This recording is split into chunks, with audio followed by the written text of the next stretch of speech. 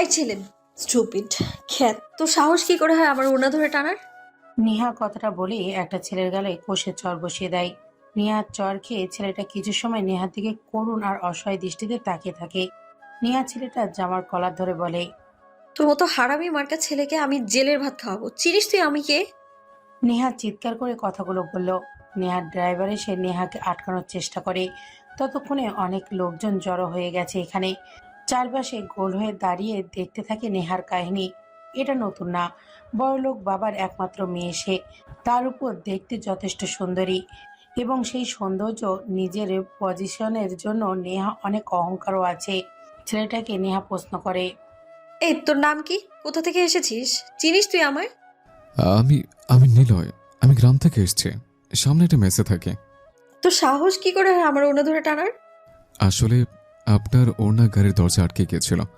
আপনি জোরে হাঁটতে গেলে টান পড়তো, পড়ে যেতেন। সেই জন্য ওড়না খোলার চেষ্টা করেছিলাম। আপনাকে ডেকেছিলাম, আপনি এয়ারপোর্ট কানে দিয়ে হাঁটছেন বলে শুনতে পাননি। চুপ শয়তান ছেলে, তোদের মতো লুচ্চা ছেলেদের মতলব আমি বুঝি না ভাবছিস? তোর মতো ছেলে কেবল মেয়েদের শরীর দেখতে ভালোবাসে। আপনি ভুল ভাবছেন, আমার ছিল আমার ছেলে না। চুপ কর। পুলিশ, ড্রাইভার পুলিশ কই? ম্যাম, দেরি হয়ে যাচ্ছে, বাদ দেন, আমি দেখছি, আপনারা ভিতরে যান। নেহা নিলয়ের জামার কলার ছেড়ে দেয়। তারপর সেখান থেকে চলে যেতে যায় সে। নিলয় নেহার চলে যাওয়ার দিকে তাকিয়ে থাকে। নিলয়ের সামনে নেহার ড্রাইভার এসে বলে, এখান থেকে জলদি চলে যাও। নেহা রেগে গিয়েছে, আশেপাশে দেখলে সমস্যা আছে অনেক। ওনাকে চিনো না, উনি অনেক জেদি, রাগী, বড় লোকের মেয়ে তো, তার উপর আবার জজ সাহেব। চলে যাও। হুম, বিয়ে করছেন উনি? না, করেনি। নিলয় আর কোনো কথা বলে না। আদালতের সামনে থেকে চলে আসলো। নিলয় আদালতের সামনে দিয়ে আজ আসছিল। হঠাৎ নেহা গাড়ি থেকে নামে।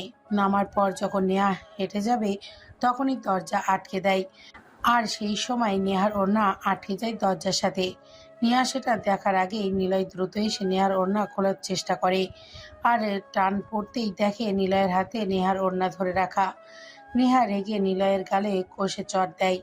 নিলয় কিছু মনে করে না, তবে নেহার এমন রাগ জিদ নিলয়ের অনেক ভালো লাগে। নিলয় মুচকি হেসে চলে আসে। নিলয় বাড়িতে আসে। রিয়া দৌড়ে আসে নিলয়ের কাছে। নিলয় দেখে রিয়ার মুখে কালো দাগ পড়ে গেছে। নিলয় নিচু হয়ে বসলো। রিয়ার বয়স অল্প, ক্লাস 1 পড়ুয়ার বাচ্চার বয়স। নিলয় রিয়াকে বলে, কি ব্যাপার, তোর গালে কালো দাগ কেন? অনেক ব্যথা আমার গাল। কেন রে, কি হয়েছে? মা আমারে মারছে। কি করেছিস রে? আজকে আমার অনেক জ্বর আসছিল। মা তো দুপুরে আমাকে বাসা থেকে বের করে দেয়। আজকে যেতে পারিনি বলে মেরে বের করে দিয়েছে। মায়ের সাথে ওই কাকুটাও আমাকে আর মাকে বলে, ওই মেয়ে চল বিছানায়, আমাকে বের করে দেয় তারপর। আচ্ছা, দুপুরে খেয়েছিস? না, খাইনি। আচ্ছা, আয় আমার সাথে। নিলয় রিয়াকে কোলে নিয়ে রেস্টুরেন্টের ভেতরে আসলো। দামি একটি রেস্টুরেন্ট। নিলয়কে আর ময়লা কাপড় পরা বাচ্চা মেয়েকে দেখে প্রথমে কেউ রেস্টুরেন্টে ঢুকতে দিচ্ছিল না, কিন্তু নিলয় জোর করে সেখানে প্রবেশ করে। নিলয়ের সাথে রিয়ার পরিচয় এখানে রাস্তাতেই। নিলয় সেদিন ঢাকাতে আসে। সেই দিন নিলয়ের সাথে রিয়ার প্রথম দেখা হয়। রিয়া একটা রুটি কিনে নিয়ে রাস্তার পাশে বসেছিল। তখনই কতগুলো কুকুর এসে রিয়ার থেকে রুটি কেড়ে নিতে চাইছিল। রিয়া ভয় পেয়ে চিৎকার করে কাঁদছিল, কিন্তু কেউ এসে রিয়াকে সাহায্য করেনি। রিয়ার দিকে তাকিয়ে সবাই চলে যাচ্ছিল, কিন্তু নিলয় এগিয়ে আসে। রিয়াকে সেখান থেকে নিয়ে আসে নিলয়। রিয়ার হাতে পায়ে গালে মার খাওয়ার অনেক দাগ। নিলয় সেদিন প্রশ্ন করে, তোর নাম কি? রিয়া, তোমার নাম কি? আমার নাম হিংস্র মানব। সেটা কেমন নাম? তুমি তো অনেক ভালো। না, আমি অনেক ভয়ঙ্কর। মোটেও না, সুন্দর নাম। বলো। নিলয়। তুমি কি আমার বন্ধু হবা? আমার না কোনো বন্ধু নেই জানো। হ্যাঁ, হব। তা তোর বন্ধু নেই কেন? তোর গায়ে সব দাগ কেন রে? আমার মা আঙ্কেলদের সাথে ঘুমায় বলে আমার বন্ধু নেই। কেউ মেশে না আমার সাথে। আমার এসব দাগ আমার মা আর আঙ্কেলরা মেরেছে আমাকে, তাই দাগ পড়ে গেছে। নিলয় রিয়ার কথা শুনে অবাক হয়। এতটুকু বাচ্চা মেয়ের সাথে কেউ এমন করে? নিলয় রিয়ার মাথায় হাত বুলিয়ে বলে, আজ থেকে আমরা বন্ধু। কোথায় থাকিস তুই? ওই তো সামনের বিল্ডিং। নিলয়ের সাথে এভাবে রিয়ার পরিচয় হয়। মেয়েটা নিলয়কে অনেক বিশ্বাস করে, বন্ধু হিসেবে সবকিছু বলে। রিয়াকে রেস্টুরেন্ট থেকে খাইয়ে নিলয় বাড়িতে চলে আসে। নেহা বেশ বিরক্ত হয়। ডাকলার নিয়ে বেশ বিরক্ত হয়ে গেছে নেহা। প্রতিদিন এই ডাকলার নিয়ে একটা না একটা কেস আসবেই। দেশের বড় বড় পর্যায়ে থাকা লোকদের ডাকলার খুন করেছে, কিন্তু কেন? নেহা ডাকলারের খুঁজে বের করে ক্রসফায়ারের নির্দেশ দিয়েছে। ডাকলার কে, থাকে কোথায়, তার নাম কি, এসব কিছুই জানে না কেউ। কেবলই খুন করার সময় ডাকলার লিখেছে রক্ত দিয়ে। নেহা বাড়ি এসেছে। মেহেরাব সাহেব নেহার চেহারা দেখে বুঝতে পারে আজকে অনেক কিছু হয়েছে। নেহা চাচ্ছে না এসব নিয়ে কারোর সাথে কথা বলতে, এই জন্য কাউকে কিছু না বলে বাড়ি থেকে গাড়ি নিয়ে বের হয়। মেহেরাব সাহেব ফোন করে কাকে যেন। কিছু সময় পর একটা ছেলে আসে বাইক নিয়ে, গায়ে কালো পোশাক। সোজা মেহেরাব সাহেবের কাছে এসে বসলো। মেহেরাব সাহেব ছেলেটাকে ভালো করে চেনে। তিনি ছেলেটার নাম ধরেই বলল, মাই বয়, মাই চ্যাম্প, কি খবর তোমার? আমাকে কখনো তুমি ফোন বা মেসেজ করো না কেন? মেহরাব সাহেব, আমাকে আপনার প্রয়োজন। নিলয়ের প্রয়োজন হয় না কখনো। নিলয় সবার প্রয়োজনে ব্যবহার হয়। এর জন্য নিলয় কাউকে খোঁজে না। আর নিলয় যাকে খোঁজে সেদিন তার শেষ দিন হয়। বলেন, ডাকলেন কেন? নিলয়, তোমাকে তো বলেছি আমি কি চাই, জলদি করো, আমি ক্ষমতা চাই। পেয়ে যাবেন। তুমি কি চাও বলো নিলয়। আমার কিছু চাই না, আমি নিয়ে নেই। দরকার হলে নিয়ে নেব। আসে। নিলয় কথাগুলো বলে সেখান থেকে চলে আসে। মেহরাব সাহেব নিলয়ের চলে যাওয়ার দিকে তাকিয়ে থাকে। নিলয়কে এই শহরে এনেছে মেহরাব সাহেব। নিলয় মেহরাব সাহেবের জন্য এসেছে এখানে। নিলয়কে দিয়ে মেহরাব সাহেবের কাজ করাতে চাই, কিন্তু কি কাজ সেটা এখনো কেউ জানে না, কেবল মেহরাব আর নিলয় জানে। নিলয় রাস্তার পাশে এসে দাঁড়ায়। কিছুটা দূরে নেহার গাড়ি দাঁড়ানো। নেহা গাড়ির সাথে হেলান দিয়ে দাঁড়িয়ে আছে। চোখে মুখে বিরক্তির ছাপ স্পষ্ট। আশেপাশে বারবার তাকাচ্ছে। হঠাৎ নিলয়কে দেখতে পাই। নেহা এগিয়ে আসে নিলয়ের কাছে। নিলয়ের মাথার হেলমেট পরা। নেহা এসে বলে, excuse me, can you help me? Niloy মাথা থেকে তখনও হেলমেট খোলেনি, নেহার দিকে তাকিয়ে আছে। নেহা আবার বলে, অ্যাকচুয়ালি আমার গাড়িটা হঠাৎ স্টার্ট নিচ্ছে না। আমি আমার ড্রাইভারকে বলেছি, আমায় একটু হেল্প করবেন? নিলয় হেলমেট না খুলেই বলে, সরি, আমি যাকে তাকে হেল্প করি না। আর আমি হয়তো আপনার মতলবটা বুঝতে পেরেছি। হ্যান্ডসাম ছেলে দেখে গাড়ি নষ্ট বাহানা খুঁজে বাই করতে চাচ্ছেন, আর তারপর ড্রপ শেষে বলবেন আপনি তো অনেক সুন্দর রাইড করতে পারেন, নাম্বারটা দেওয়া যাবে কি? দরকার পড়লে কল করব। এইসব পুরোনো ট্রিক্স, নতুন কিছু থাকলে বলুন তো। নেহা রাগে ফুঁসতে থাকে। এই প্রথমবার নেহার সামনে কেউ এভাবে কথা বলল। রাগে ওর সারা শরীর লালবর্ণ আকার ধারণ করেছে। এ কি বলছেন আপনি এইসব? আপনি চেনেন আমি কে? ফালতু লোক একটা। আপনাকে জেনে আমার কি হবে? রাজকন্যা তো আর না, তাই না? আমি এখানকার আদালতের জজ, আমাকে সবাই ভয় পায়। আপনাকে আমি পুলিশে দেব একদম। আপনার জজগিরি আপনি আদালতে রাখেন। নিজের দিকে তাকিয়েছেন, শকুন প্যাঁচার মতো দেখতে। আসছে জজ করে দেখাইতে। এ আপনার সাহস কি করে হয় আমাকে পেঁচা বলার? হ্যাঁ, নিলয় কোনো পাত্তা দেয় না, বাইক স্টার্ট করে সেখান থেকে চলে যায়। নেহা হাঁ করে নিলয়ের চলে যাওয়ার দিকে তাকিয়ে থাকে। নেহার সামনে এই প্রথম কোনো ছেলে এভাবে ভাব নিয়ে কথা না বলে সামনে থেকে চলে গেল। নেহা রাগ নিয়ে হাঁটতে শুরু করলো। রাস্তাটা বেশ নির্জন, যানবাহন ছাড়া এই রাস্তা দিয়ে তেমন কেউ আসে না। নেহা একা হাঁটতে থাকে। হঠাৎ 4টা বাইক এসে থামে নেহার সামনে। নেহাকে চারপাশ হতে ঘিরে ধরে। নেহা কিছুটা ভয় পায়, কিন্তু নেহার মনে অহংকারে ভরপুর। সে ওদের সামনে দাঁড়িয়ে থাকে। একটা ছেলে বাইক থেকে নামে। ছেলেটার নাম শুভ। সে নেহার সামনে এসে দাঁড়ায়। নেহা শুভকে ভালো করেই চেনে। শুভর ভাইকে 3 দিনের রিমান্ডের রায় দিয়েছিল নেহা। এটা আটকাতেই শুভ নেহাকে 50 লাখ টাকার অফার করেছিল, কিন্তু নেহা রাজি হয়নি। উল্টো আরো 2 দিন রিমান্ডের রায় বাড়িয়ে দেয়, যা শুভ মেনে নেয়নি। তার ভাই সৌরভ রিমান্ডে মার খেয়ে মারা যায়। তবে সৌরভ মারা যাওয়ার আগে শুভের হিরোইনের ব্যবসার কথা সব পুলিশদের জানিয়ে দেয়। এই জন্য শুভর বেশ কয়েকদিন ধরে শহরের বাইরে ছিল। তবে ওর নামে ড্রাগ সাপ্লাইয়ের কেস উঠে আছে, সেই কারণে শুভ নানা জায়গাতে পালিয়ে বেড়াচ্ছে। তবে নেহার উপরে নজর রেখেছিল ওর গুপ্তচরের দ্বারা। এই জন্য আজ যখন নেহাকে একা পেয়েছে তখনই শুভ এখানে হাজির। নেহার সামনে আসতেই নেহা বলে, শুভ তুই তুই না পলাতক? জজ সাহেবা, আমি পলাতক তাতে কি? আমি বেঁচে আছি। বলেছিলাম না, বেঁচে থাকলে একদিন আপনার সাথে আমার দেখা হবে। দেখা হয়ে গেল। এবার আপনার কপালে খুব খারাপ কিছু আছে, খারাপ কিছু করতে যাচ্ছে। দেখ শুভ, আমার কাছে আসবি না। আমাকে তুই চিনিস, তোর মুখে আমার দেয়া থুথুও অনেক দামি। এতটা অহংকার তোর? তোর অহংকারের বিষ দাঁত আমি ভেঙে ফেলবো। নেহা শুভর গালে কষে একটা চড় দেয়। শুভর লোকেরা নেহার দিকে এগিয়ে আসতে চায়। শুভ হাত বাড়িয়ে ওদেরকে আটকায়। শুভ হাসতে হাসতে বলে, সাপ ধরতে এসেছি। সাপের ছোবল যদি না নেই তাহলে কি মজা হবে জজ সাহেবা? সেদিন যদি আমার ভাইকে ছেড়ে দিতেন তাহলে সে মরতো না। আপনার জন্য সে আর দুনিয়াতে নেই। আপনার অহংকার আপনাকে আজ আমার কাছে এনেছে।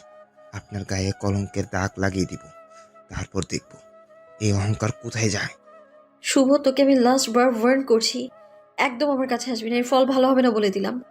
ওই, নেহাকে তুলে নিয়ে আয়, চিৎকার যেন না করে। শুভর কথা মতো ওরা নেহার হাত মুখ বেঁধে নিয়ে গাড়িতে তোলে। তারপর বাইকে করে সেখান থেকে চলে আসে ওরা। নিলয় বাড়িতে আসলো। নিলয় যখন ভেতরে আসে তখন গেট দিয়ে মাতাল হয়ে একটা লোক বের হচ্ছে। পাশে রিয়ার মা লতা দাঁড়িয়ে আছে। লোকটা লতার কাঁধ ধরে দাঁড়িয়ে নিলয়ের দিকে তাকিয়ে আছে। নিলয়কে দেখে রিয়া দৌড়ে আসে। নিলয়কে বলে, ভাইয়া, ওই লোকটা আম্মুকে মারছে অনেক। আমি বারণ করেছি বলে আমাকে লাথি মেরেছে। রিয়ার কথা শুনে নিলয়ের রাগে সারা গায়ের লোম দাঁড়িয়ে যায়। নিলয় লোকটাকে বলে, এতটুক মেয়েকে মারছেন কেন? ওই বেটা, তুই কে রে? চিনিস আমারে? আমি মেয়রের লোক, কামাল নাম আমার। আমি কিন্তু তোরে মাইরা ফেলামো। রিয়াকে কেন মারলেন? ওই রতা, এই নাগরটা কে রে? নতুন পাইছস নাকি বডিগার্ড রাখা ধরছস? নিলয়, ভিতরে যাও তুমি। কামাল ভাই, লোকটা বাড়িওয়ালার কাছের লোক, বুঝেনি তো? রিয়া ওর সাথে খেলে, রিয়াকে সে স্কুলে নিয়ে যায়। কি এইটুকু মেয়েরে এই এত বড় বেটার কাছে শুইতে দিস? ইস, তোর মেয়েটাও তো খাসা মাল একটা। তোর মেয়ের জন্য কত নেবি তুই? কামালের কথা শেষ হতেই নিলয়ের চোখ বন্ধ করলো। রাগে ওর হাত কাঁপছে, কিন্তু রিয়ার সামনে নিলয় নিজেকে কন্ট্রোল করলো। নিলয় সরে দাঁড়ায় গেটের সামনে থেকে। নিলয় চোখের পাতা না ফেলে কামালের দিকে তাকিয়ে থাকে। কামাল নিলয়ের গাল টেনে দিয়ে বলে, শালা, চোখ সরা বলছি, নিচে দৃষ্টি রাখ। তোর চোখ এত লাল কেন? সরা বলছি। কামাল কথাটা বলে হাসে, রিয়ার গালে হাত দেয়। নিলয় চুপচাপ দাঁড়িয়ে থাকে। গেট পার হয় কামাল, রিয়াকে তার মায়ের কাছে দেয়, বলে, রিয়াকে ভেতরে নিয়ে যান। আমি যেন না শুনি রিয়ার সাথে আপনি খারাপ ব্যবহার করেছেন। আমি আসছি। নিলয় কথাটা বলে পকেট থেকে ফোন বের করে কল দেয় সে এক জায়গাতে। নিলয় ল্যাম্পপোস্টে বসে আছে। কিছুটা দূরে ধীর পায়ে হেঁটে আসতে থাকে কামাল মিয়া। নিলয় ল্যাম্পপোস্টের নিচে বসে সিগারেট টেনে যাচ্ছে। পাশে একটা ড্রিঙ্কসের বোতল রাখা। কামাল হাঁটতে হাঁটতে নিলয়ের কাছে আসলো। নিলয় এতক্ষণে কালো মাস্ক পরে নিয়েছে। নিলয়ের কাছে আসতেই নিলয় ড্রিঙ্কসের বোতলটা হাতে নিয়ে ছিপে খুললো। কামাল ড্রিঙ্কসের দিকে তাকিয়ে থাকে। নিলয় হাত বাড়িয়ে কামালের দিকে সেটা দেয়। কামাল দ্রুত ড্রিঙ্কস হাতে নিয়ে ঢকঢক করে গিলে ফেললো অনেকটাই। তারপর নিলয়ের পাশে বসে বলে, আরে শালা, এটাই তো মনে মনে খুঁজছিলাম। ওই শালি ততারে খেয়ে নেশা ধরে গেছিস। শালি এখনো ডবকা। উফ, কি বানাইছে শরীরটা। ওর মেয়েটাও হয়েছে আরও জোশ। ওটারে আমি আগে খাবো। কিন্তু তুমি কে? ফ্রিতে মাল খেতে দিলা যে? নিলয় বসা থেকে উঠে দাঁড়ায়। কতগুলো ছেলে সাইকেল চালিয়ে নিলয়ের পাশে এসে দাঁড়ালো। নিলয় কামালের হাত থেকে ড্রিঙ্কসের বোতল নেয়। সেটাতে এখনো অর্ধেক ড্রিঙ্কস বাকি আছে। নিলয় সজোরে কামালের মাথায় কাচের বোতল দিয়ে বাড়ি দেয়। কপালের ওপরে কাচের টুকরো ঢুকে যায় কামালের। কামাল চিৎকার করতেই যাবে, তার আগেই নিলয়ের পেছনে থাকা ছেলেগুলো কামালের মুখ চেপে ধরে। মাসুম নামের ছেলেটা নিলয়ের দিকে একটা ছুরি বাড়িয়ে দেয়। নিলয় কামালের সামনে হাঁটু মেরে বসে। নিলয় বলে, রক্ত চোষা বাদর দেখেছিস? জানি, দেখিস নে। তোর রক্ত চুষে তোর গায়ে বমি করে দিবে, শালা কুত্তার বাচ্চা। হাই, তোর আর হাত ধর একজন। নিলয়ের কথা মতো কামালের হাত ধরল সিয়াম। নিলয় কামালের হাতের গোছা থেকে এক কোপ দিয়ে ভারী ধারালো ছুরি দিয়ে হাত কেটে নেয়। কামাল চিৎকার করলেও শব্দ বের করতে পারে না, কারণ আরো দুজন ওর মুখ চেপে ধরেছে।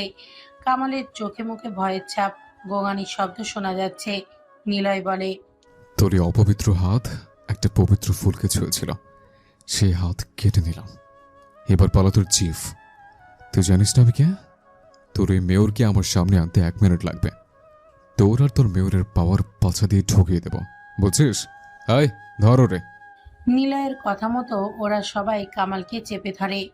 নিলয় কামালের জিভ বের করে, অনেকটা কেটে দেয়। তারপরে সেগুলো রাস্তার কুকুরদের মুখের সামনে ফেলে দেয়। এখনো রাত হয়নি। সন্ধ্যায় এই মুহূর্তে নির্জন রোডে নিলয় ছাড়া কেউ নেই। কামাল অজ্ঞান হয়ে পড়ে আছে। নিলয়েরা চলে যায়। বাড়ির গেট দিয়ে যখন নিলয় ভেতরে প্রবেশ করে, তখনই মেহরাব সাহেবের কল আসে নিলয়ের ফোনে। নিলয় রিসিভ করে। মেহরাব সাহেব বেশ চিন্তিত আর ভয়ার্ত গলায় বলল, নিলয় নেহাকে খুঁজে পাচ্ছি না। নেহাকে সেই দুপুর থেকে পাচ্ছি না। কল দিয়েছি, রিং হয় কিন্তু রিসিভ হচ্ছে না। নিলয় আমার মেয়েকে চাই। সব কিছুর বিনিময়ে আমার মেয়েকে আমি চাই। যা চাও সব দিব, বাট আমার মেয়েকে খুঁজে এনে দাও। আমার ড্রাইভার নির্জন রাস্তাতে নেহার গাড়ি পেয়েছে, কিন্তু নেহা মিসিং। আচ্ছা, উত্তেজিত হওয়া যাবে না, আমি বিষয়টা দেখছি। জলদি করো। নিলয় বাইক নিয়ে বের হয়। চুলগুলো এলোমেলো করে দেয়, চোখে পাওয়ার ফ্রেমের চশমা। নিলয় শ্যামকে কল দেয়। তোকে নেহার নাম্বার দিচ্ছে, লোকেশন আমাকে এখনই বের করে দেন। নেহাকে একটি ছোট ঘরের ভেতরে আটকে রেখেছে ওরা 10 জন ছেলে। নেহা জ্ঞান ফিরেছে একটু আগে। নেহার হাত পা দড়িতে বাঁধা। নেহার জ্ঞান ফিরতে নেহা নিজেকে ছাড়ানোর জন্য লাফালাফি করে। এই তোরা আমার ছেড়ে দে। তোরা জানিস না কাকে তুলে এনেছিস? তোদের সব কটাকে আমি জেলের ভাত খাওয়াবো। আরে সুন্দরী, এত কচি বয়সে এত জেদ, অহংকার থাকা ভালো না। তোকে আমি প্রেগনেট করব। শালা তোরে তো আমি খুন করব। শুভ হাসতে থাকে নেহার কথা শুনে। শুভ নেহার দিকে এগিয়ে আসে। নেহার মুখে আঙুল বলো এসে। নেহার ফর্সা গাল রাগে লাল হয়ে যায়। শুভ নেহার গালে আলতো করে নাক ঘষে। নেহা আর সহ্য করতে পারে না। শুভর মুখে থুতু মেরে দেয়। শুভ কিছুটা দূরে সরে আসে। শুভ রেগে যায়। শুভ বলে, শালি, তোকে আজ আমি দর্শন করব, তোরা আমি বুক করব। তুই চিনিস না আমাকে? আমার হাতে তুই বন্দি। তোকে এখন কেউ খুঁজে পাবে না। তুই বুঝবি আমি তোর সাথে এখন কি কি করতে পারি। আমার কাছে আসার চেষ্টাও করবি না বলে দিলাম। আমার বাবা যদি জানতে পারে তোকে মেরে ফেলবে একদম। একবার আমাকে যেতে দে এখান থেকে, তারপর তোকে দেখাচ্ছি কি করতে পারি আমি। তোরা সবাই রেডি হ, এই শালির আজকে ঘনরেপ করব। শুভ সহ বাকিরা নেহার দিকে এগিয়ে আসে। হঠাৎ দরজায় কড়া নাড়ার শব্দ শোনা যায়। নেহা সহ বাকিরা সেদিকে তাকায়। নেহা চিৎকার করে হেল্প হেল্প করতে থাকে।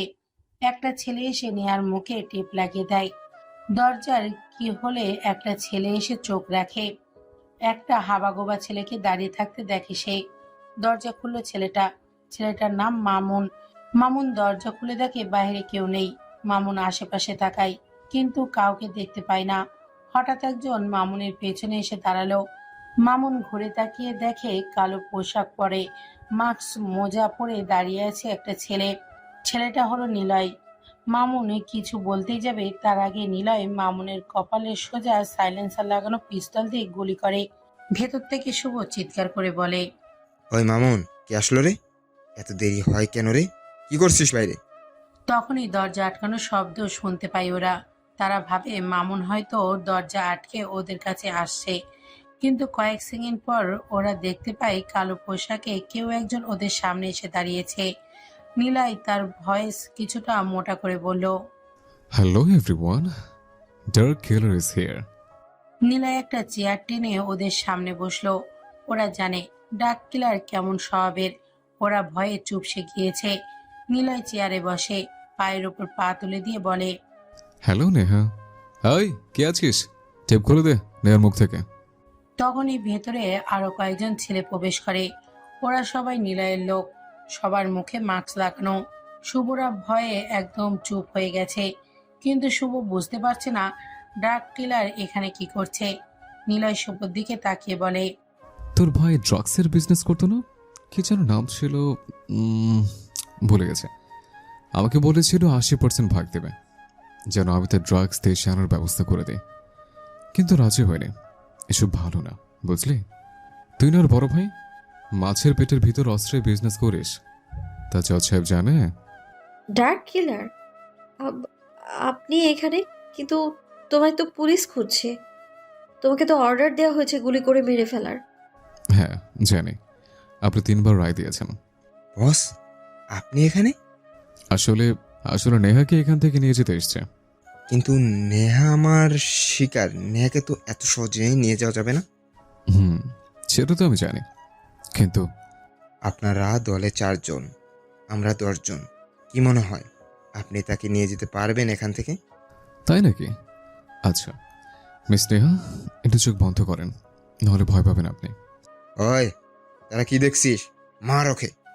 শুভর কথা শুনে বাকি ছেলেগুলো নিলয়ের দিকে এগিয়ে আসে, কিন্তু নিলয়ের পেছনে থাকা অর্করা পিস্তল দিয়ে সব কয়টার বুক ফুটো করে দেয়। কয়েক মিনিটে সবগুলো মরে পড়ে থাকে। নিলয় বসা থেকে উঠে দাঁড়ায়। নিয়া ভয়ে চোখ বড় বড় করে তাকিয়ে আছে নিলয়ের দিকে। নিলয় শব্দ করে হাসলো। নিলয় হাসতে হাসতে বলে, ভয় পেয়েছেন মিস নেহা? যাই হোক, এই ব্যাটাকে কি করব? মেরে ফেলবো? আইন নিজের, আমি জজ। ভাই, আমাকে ছেড়ে দেন, আমি এই দেশ ছেড়ে চলে যাব ভাই। নো নো, ডার্ক কিলার কাউকে জীবিত ছাড়ে না। দেখুন, পুলিশ আপনাকে ধরে নিয়ে যাবে, ওকে মারবেন না। হো, এই ব্যাপার? নিলয় একটা ফাঁকা গুলি করে। ঠিক তখনই কতগুলো পুলিশ ঘরের ভেতর প্রবেশ করে। নিয়া অবাক হয়, যে পুলিশদের অর্ডার দেওয়া আছে ডাক ক্লার্ককে সরাসরি গুলি করার, সেই পুলিশ নিলয়ের কথা মতো চলছে। নিয়া বোকার মতো তাকিয়ে আছে। নিলয় পুলিশ অফিসারকে প্রশ্ন করে, কি মিস্টার মিসেন সাহেব, শুভ আপনাদের জজ সাহেবকে তুলে এনেছে, নারী অপহরণ আবার ধর্ষণের চেষ্টাও করেছে, তাহলে ওকে কি করা উচিত? জানি না স্যার। কি মিস নেহা, অবাক লাগছে?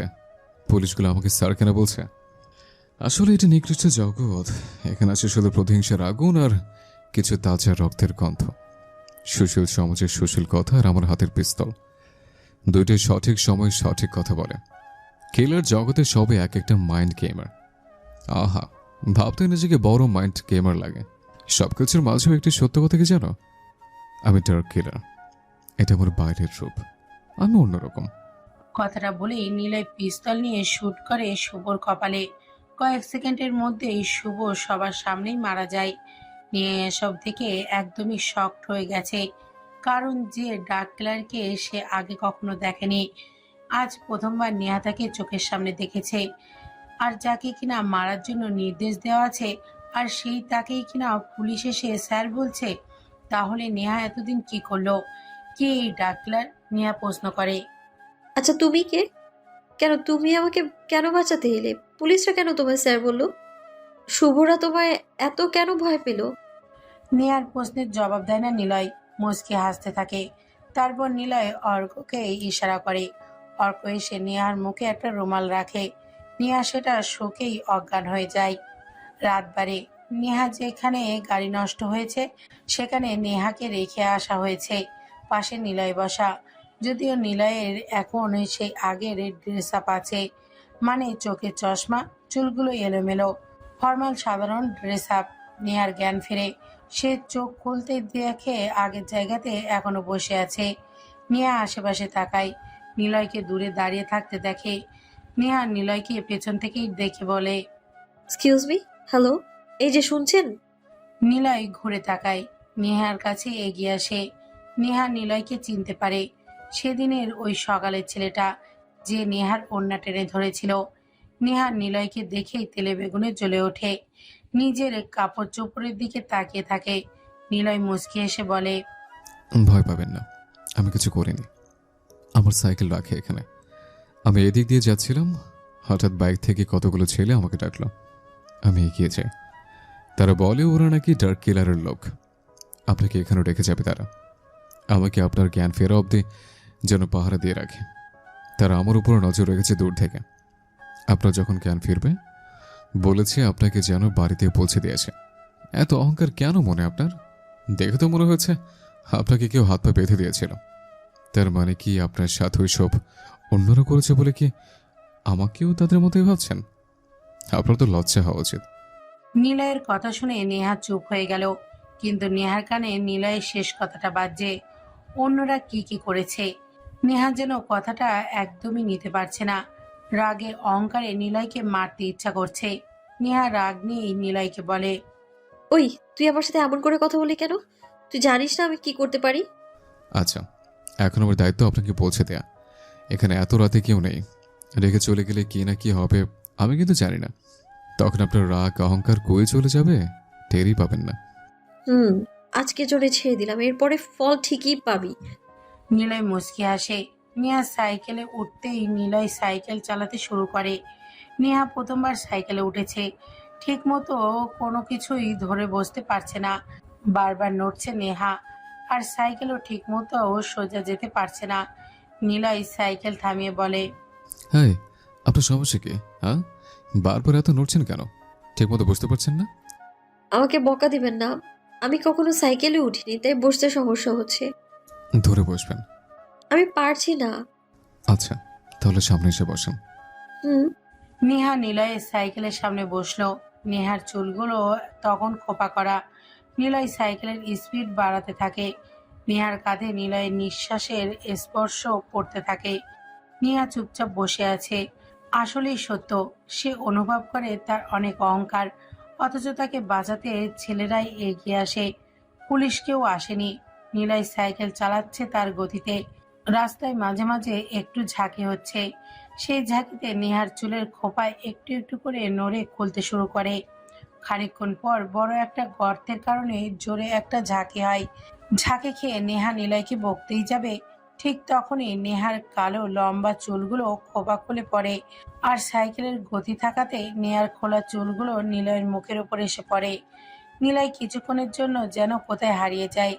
শ্যাম্পু করা রেশমি চুলের ঘ্রাণে নিলয় যেন এক ঝটকাতেই নেহার প্রেমে পড়ে যায়।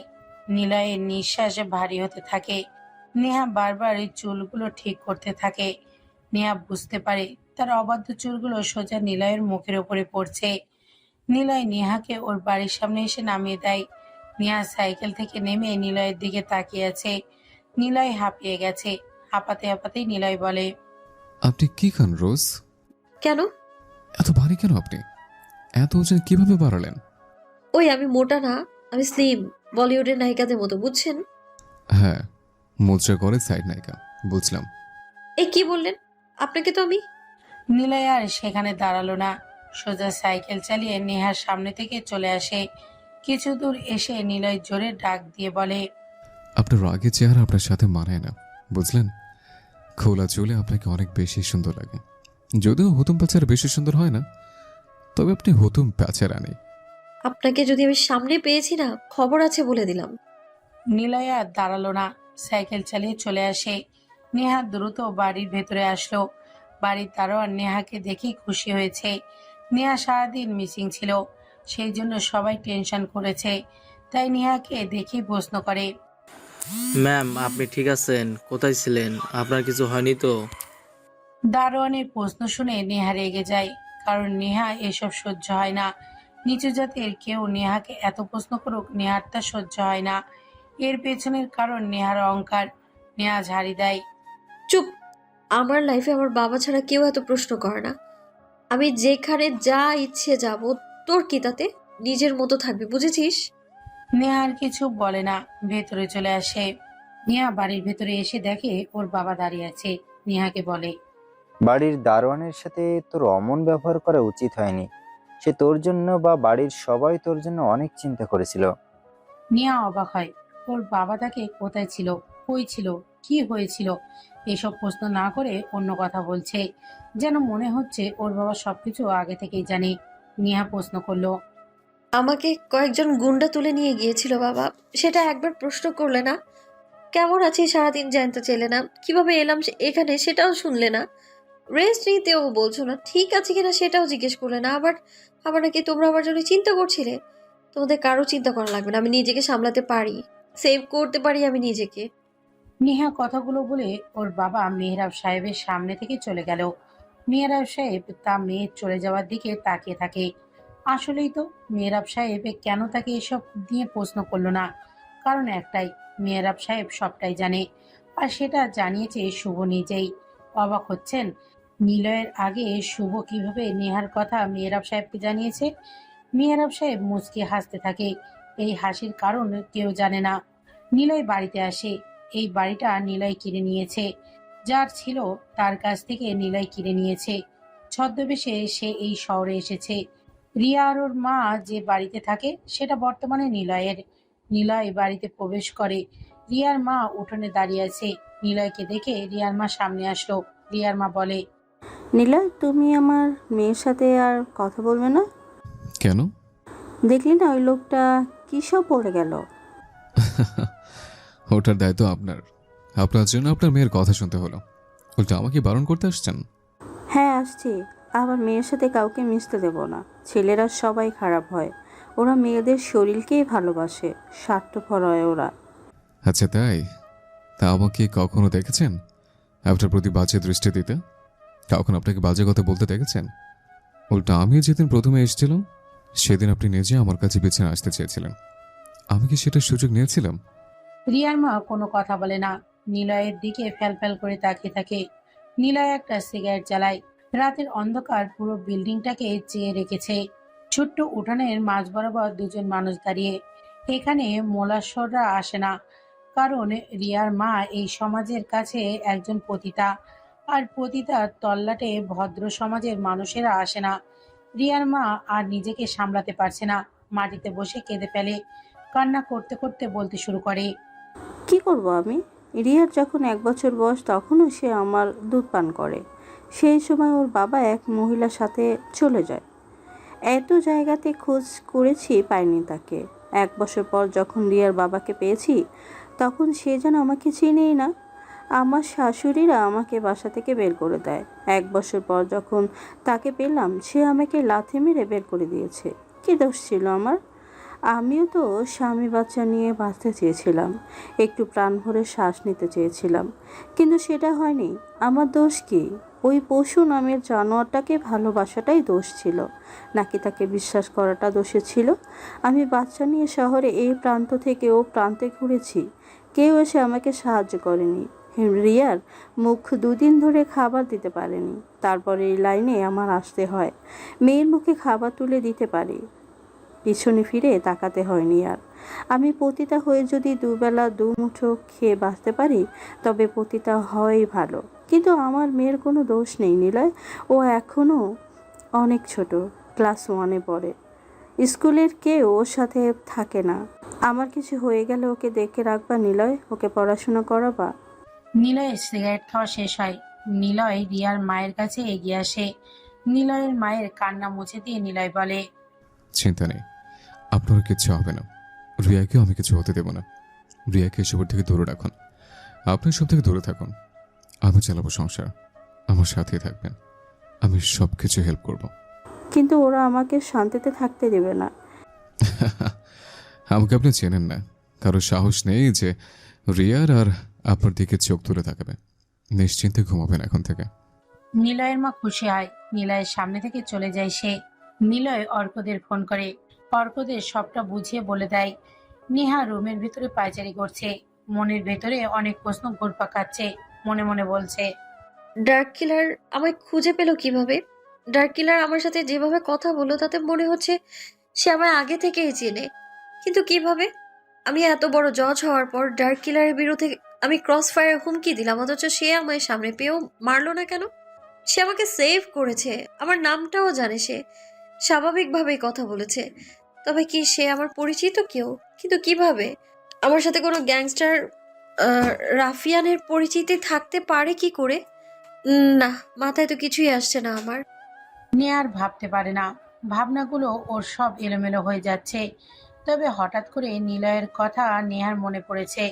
ছেলেটা কতটা ভদ্র, সেদিন সকালে সত্যি নেহার ওড়না গাড়ির দরজায় আটকে গিয়েছিল। সে তাকে সেভ করতেই এসেছিল। তাহলে নেহা কেন তাকে বকা দিয়েছিল? নেহা আবার নিজের সাথেই কথা বলে। আচ্ছা, আমি যখনই ঝামেলায় পড়ি তখনই নিলয় আসে কেন? ছেলেটা কি আমায় ফলো করে? বাট ছেলেটা কত ইনোসেন্ট। রাগলে কি আমাকে পচা দেখায়? কই দেখি তো। নেহা আয়নার সামনে এসে দাঁড়ালো। হঠাৎ করে তার বাবার কথা মনে পড়ে। সাথে সাথে নেহার রাগ উঠে যায়, কারণ তার বাবা এখনো খোঁজ দিতে আসেনি। নেহা রাগী লোক নিয়ে তার বাবাকে বকা দেওয়ার ভঙ্গিতে বলে। তুমি অনেক খারাপ, তুমি আমায় একটুও ভালোবাসো না। নেহা সত্যিই দেখে রাগী চেহারাতে তাকে একদম হদম পেঁচার মতো লাগছে। ইস, আর রাগ করবো না আমি। নেহা এটা ভেবেই মুচকি আসে। সাথে সাথে চুলগুলো ছেড়ে দেয় সে। নেহা অবাক হয়। আসলেই তো নেহাকে অনেক সুন্দর লাগছে। নেহা নিজেই যেন নিজের প্রেমে পড়ল। কিন্তু এই প্রেমের ঝলকানি যেন নিলয় কেন্দ্রিক। কিন্তু নেহা তো নিজেকে কখনোই দুর্বলতায় সাড়া দিবে না। সে নিলয়ের প্রতি আকৃষ্ট হয়ে গেছে। নিলয়ের কথা আনমনে ভাবছে নেহা, আর মুচকি মুচকি হাসছে। হঠাৎ ওর দরজায় কড়া নাড়া শব্দ আসে। নেহা তাকে দেখে নেহার মা এসেছে। নেহাকে দেখেই বলে। কি রে, তুই একা একা হাসছিলি কেন? কি হয়েছে? সারাদিন কোথায় ছিলি? নেহা হাসি বন্ধ করে, মুখে লজ্জাভাব নিয়ে বলে। মা, তুমি আসার আর সময় পেলে না? ওর মা নেহার কাছে এসে বলে। সত্যি করে বল তো, তুই হাসছিলি কেন? প্রেমে পড়েছিস নাকি? নেহা ওর মাকে রুম থেকে বের করে দেয়। মেহরাব সাহেব চেয়ারে বসে আছে, সামনে ড্রিঙ্কসের বোতল রাখা। জানালার পাশে দাঁড়িয়ে নিলয় সিগারেট টানছে। মেহরাব সাহেব নিলয়কে প্রশ্ন করে। নিলয়, তোমার কাছে মৃত্যু মানে কি? নিলয় সিগারেটের অর্ধেক অংশ ট্রেতে রেখে মুচকি হাসতে থাকে। মেহরাব সাহেব নিলয়ের হাসি দেখে অবাক হয়। তিনি উঠে নিলয়ের পাশে এসে দাঁড়ালো। নিলয় বলল। স্যার, আমার কাছে মৃত্যু মানে একটা খেলা, যে খেলাতে আমরা সবাই প্লেয়ার। এটা এমন একটি খেলা যেটাতে ফিরে আসার বা সেকেন্ড টাইমের কোনো চান্স নেই। চারপাশে এত রহস্য, তোমার মধ্যেও অনেক রহস্য। রহস্যের এই সন্ধানে তুমি যদি মারা যাও? স্যার, আমরা মানুষের আর প্রত্যেকের রহস্যের বেড়াচালে বন্দী। এই বন্দি জীবনে কেউ রাজা, কেউ প্রজা, কেউ মন্ত্রী, কেউ বা জনগণের উপরে ওঠার লড়াই করে বেঁচে থাকতে চায়। তুমি অনেক বুদ্ধিমান নিলয়। আমি মন্ত্রী হওয়ার জন্য সারা জীবন সবার আড়ালে গোপনে মানুষ মেরেছি। আমার মেয়ে সব নষ্ট করে দিয়েছে। আমার পথে সে বাধা হয়ে আছে। জানি স্যার, আপনি মন্ত্রী হতে আমাকে ডেকেছেন। আপনার কাছে আমি এসেছি আপনাকে মন্ত্রী বানাতে। আপনি ডেকেছেন আপনার মেয়েকে আপনার রাস্তা থেকে সরাতে। কিন্তু আপনি আজ কেন আপনার মেয়েকে মারার জন্য লোক পাঠিয়েছেন? শুভকে কেন বলির পাঠা বানালেন? মেহরাব সাহেব মুচকি হাসে। নিলয় এই খবরটা জানলো কিভাবে? সে কখনো তো কাউকে বলেনি নেহাকে সে মারতে চাই। তাহলে নিলয় কিভাবে বুঝলো? মেহরাব সাহেবের প্রশ্ন করার আগেই নিলয় বলল। ভয় পাচ্ছেন? আমি কিভাবে জানলাম? শুভর ফোনটা কিন্তু আমার কাছে। লাস্ট কলটা আপনারই ছিল। আর শুভ খুব ধূর্ত, কারণ আপনার সাথে অবধি যত কথা বলেছেন সে সব কিছু রেকর্ড করে রেখে দিয়েছে। সে আপনাকে ব্ল্যাকমেল করার প্ল্যান করেও রেখেছিল। আপনি যত নিজেকে বুদ্ধিমান মনে করুন, আপনি কিন্তু ছোট্ট একজনের কাছে ধরা। নিলয়ের কথা শুনে মেহরাব সাহেব শব্দ করে হাসলো। নিলয় ঘুরে মেহরাব সাহেবকে দেখতে থাকে। মেহরাব সাহেবের হাসির রহস্য বুঝতে পারে না নিলয়। মেহরাব সাহেব এক নাগারে বিদ্ঘুটে হাসি দিয়ে বলে। নিলয়, তুমি আমাকে চিনো না। রাফিয়ান জগতে তুমি সবার সেরা হলেও এখনো বুদ্ধি হয়নি ঠিক মতো তোমার। হুম। আমি অলরেডি শুভর সব অপকর্মের হিসেব রেখেছি, ভিডিও করেছি। সেসব ভিডিও আমার কাছে আছে। সো কে কাকে ব্ল্যাকমেল করতো সেটা তুমি জানো না। গ্রেট। তার মানে আমার কিছুই আপনার কাছে আছে, তাই না? না, নিলয় নেই। তুমি সে সুযোগ আমাকে দাওনি। আর আমি তোমাকে ভালোবাসি তো। তোমার সাথে সব করা যায় নাকি? তা কবে নেহার প্রধানমন্ত্রীকে মারবে তুমি? জলদি চাই আমার ক্ষমতা। আমি জানি তুমি যেমন নিজেকে রহস্য করে রাখো, তেমনি সবার রহস্যও তুমি গোপনে রাখো। I love your style. আপনি বড়ই মাস্টার মাইন্ডের লোক মেহরাব সাহেব। আপনি একটা জিনিস। আমি তোমার থেকে বেশি জানি না। তুমি রাফিয়ান জগতের কিং, আমি সাদা জগতের কিং হতে চাই। তুমি অন্ধকারের রাজা হয়েই থেকো। দেখা যাক মৃত্যুর খেলাতে কতদিন বেঁচে থাকতে পারি। তবে আপনি সাবধানে থাকবেন। দেখা হবে আবার। অনেক রাত হয়েছে, অনেক কাজ বাকি। আসে। নিলয় মেহরাব সাহেবের সিক্রেট রুম থেকে বের হলো। সাধারণ ড্রেস পরা নিলয় মেন দরজা দিয়ে বের হচ্ছিল। ওপরের ব্যালকনিতে নেহা ডার্ক কিলারের কেস নিয়ে ঘাটাঘাটি করতে করতে ব্যালকনিতে এসে দাঁড়িয়েছে, হাতে একটা কফির মগ। নেহার ব্যালকনি থেকে আকাশটা বেশ ভালো মতোই দেখা যায়। নেহা আকাশের দিকে তাকাতে গিয়ে হঠাৎ নিচের দিকে চোখ চলে যায় ওর। পরিচিত একজন লোককে এখান থেকে কেমন নিঃশব্দে বের হয়ে যাচ্ছে। নেহা শব্দ করে ডাকলো। এই কে ওখানে? দাঁড়াও বলছি। নিলয় ওপরের দিকে তাকায় না, তবে বুঝতে পারে নেহা তাকে দেখে ফেলেছে। নিলয় দ্রুত লুকিয়ে যায়, তবে এমন জায়গাতে লোকায় যেন নেহা এসে তাকে দেখতে পায়। নেহা দ্রুত নিচে চলে আসে। নেহা এসে আশেপাশে তাকায়। নিলয়কে লাল জবা ফুল গাছের নিচে দাঁড়িয়ে আছে ঘাপটি মেরে। নেহা পেছন থেকে নিলয়কে পাকড়াও করলো, চুলগুলো টেনে ধরে সামনে আসতেই বলে। এই কে রে তুই? নেহা অবাক হয়, আলোতে মুখ আনতেই দেখতে পায় এটা নিলয়। নেহা তাড়াতাড়ি বলে। এই এটা কে? তুমি? নিলয় মানে তুমি কি করো এখানে? ও, বুঝতে পারছি। তোমার মতলবটা কি বলো তো? তোমাকে আমি প্রথমে ছ্যাঁচড়া ভেবে ভুল করিনি। তুই বেটা আসলেই একটা বজ্জাত। আমাদের বাড়িতে চুরি করতে এসেছিস তাই না? তোর খবর আছে। এইসবই করে বেড়াস তুই তাই না? এখন বুঝতে পারছি তুই কেন সেদিন ওই নির্জন রাস্তায় গিয়েছিলি। ডার্ক কিলার তোকে দেখে আমার দায়িত্ব দেয়। তুই একটা শয়তান লোক। উফ, এবার একটা শ্বাস নেন ম্যাম। আসলে আমি এসেছিলাম চাঁদ দেখতে। দূর থেকে দেখতে পাচ্ছিলাম না বলে বাড়ির ভিতর এসছে। আমি কি করব? মানে কিসের চাঁদ? আকাশের দিকে তাকা, দেখ চাঁদ আছে সেখানে, যেটা তোর বাড়ি থেকেও দেখতে পারবি। এখানে আসছিস কেন? কি চুরি করেছিস বল আগে। হ্যাঁ, আমার বাড়ি থেকে তো আকাশের চাঁদ দেখা যায়, কিন্তু সেটা তো আকাশের চাঁদ, আমার চাঁদ না। আমার চাঁদ কি আকাশে থাকে? মানে এই ঠিক করে বল, না হলে তোকে আমি জেলখানাতে দিব বলে দিলাম। এত রাতে একজন ভদ্রলোকের বাড়িতে কিভাবে এলি? সিকিউরিটি কোথায়? চুরিতে তো দেখছি ভালোই দক্ষতা দেখছি তোর। আকাশের চাঁদ আকাশে থাকে, আর আমার চাঁদ থাকে এই বাড়িতে। আমি তাকে দেখতে আসছি। আমার চাঁদটা হলেন আপনি, যেটা দেখতে কাছে আসতে হয়। আর আমি আমার চাঁদকে দেখতে যদি জোরও সাজতে হয়, তাহলে সেটার অপবাদ আমি মাথা পেতে নেব। নেহা এবার চুপ হয়ে যায়। নেহা কি বলবে ভেবে পাচ্ছে না। নেহার বুঝতে বাকি নেই নিলয় কি বোঝাতে চেয়েছে। নেহা নিলয়ের মুখের দিকে তাকিয়ে আছে। চাঁদের আলোতে দুজন মানুষ দাঁড়িয়ে আছে, দুজন দুজনকে দেখছে। নিলয় ফিসফিস করে বলল।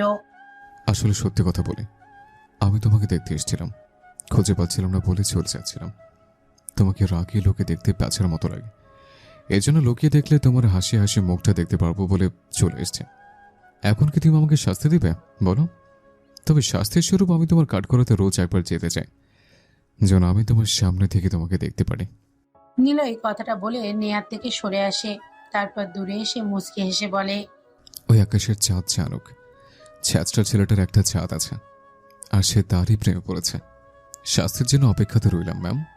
নিলয় দ্রুত চলে আসে সেখান থেকে। নেহা অবাক হয়ে তাকিয়ে আছে। এই প্রথম নেহার রাগ, অহংকার, জিদ যেন কোথায় হারিয়ে গেছে।